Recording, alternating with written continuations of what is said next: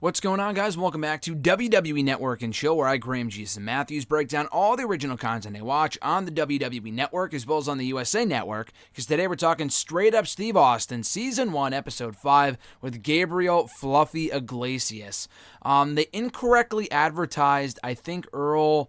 the NASCAR driver on Raw this week, even though that episode is not airing until next Monday. So we found out from Steve himself on his own podcast on Tuesday that this was episode 5. Episode 6, I think, with the NASCAR driver, airs after Raw next Monday, and then the season finale for Season 1 airs after SmackDown on Tuesday. So kind of back-to-back episodes on back-to-back nights, which is really cool, with Trace Adkins, and that's going up next Tuesday after SmackDown. So a lot to talk about here on the show on Network and Chill in the next couple of weeks, the next week and a half, I guess I should say. This was a really good episode, though. I'm a big Fluffy fan, and he's obviously a very big wrestling fan. I think he was backstage at WrestleMania this year. It was either WrestleMania 35 or WrestleMania 34. He's been on WWE shows before. He's been on Steve Austin's podcast before. They actually aired that old episode of Fluffy on the Steve Austin show just recently on his podcast, and it was from like 4 or 5 years ago, and it was really entertaining. They have great chemistry, and that was once again the case here.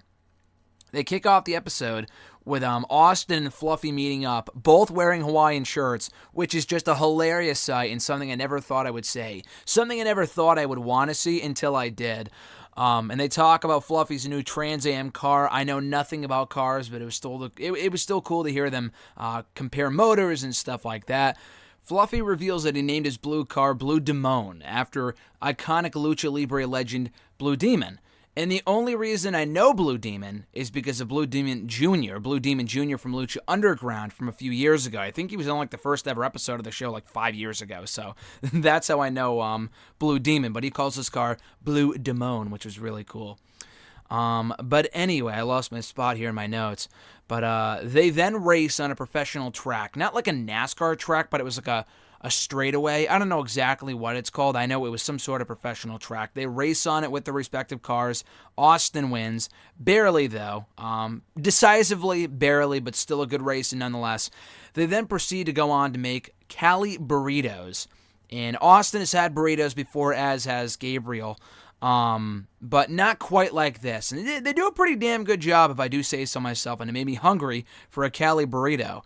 And they proceed to eat in the stands of said track of wherever they were at this point. They recall when they recorded their first podcast together years back, and Fluffy says that meeting Steve Austin surpassed all of his expectations. It was one of those things where it's not like, oh, don't meet your idols. And I've heard that expression before, but it's never proven true to me.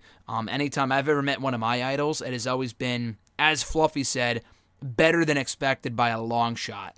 But anyway, he talks about how he got the Fluffy nickname from his mom, who would tell him, oh, you're not fat, you're fluffy. You're not fat, you're fluffy. So that's where the nickname originated from, and I had no idea about that until he spoke about it here, which was interesting. He also said that he never used to say, I made it, because he never wanted to stop working hard, which that was a really good line there. And he said he finally felt like he could say, I made it, after performing in Madison Square Garden back in April of 2015. It was a very emotional moment for him. He cried backstage afterward. One of the happiest days of his entire life, he says. And Austin asks him, when do you feel like you're going to be done? When do you feel like it's time to retire from acting, or not acting, but, acting too, I guess, but comedy as well, largely. And Fluffy says, I want to keep doing this until it stops being fun for me. And again, another great line from Fluffy. And Austin asks him, who asks a lot of great questions. Stone Cold says, no pun intended, he goes, what about, doing stand-up comedy really appeals to you? What's your process? And Fluffy says that he loves painting a picture while telling stories and kind of getting people involved in all the stories that he tells. And then he recalls drunk texting Steve. I think it was over WrestleMania weekend. Maybe, I don't know if it was in WrestleMania weekend, but he was in New Orleans, he said. And this is typically where this type of stuff happens. I think it was in New Orleans. Or maybe I'm just mixing that up with the Sal Vulcano story from a few episodes ago. But anyway, he drunk texted Austin, asking him to come out of retirement, giving him ideas on how he can come out of retirement.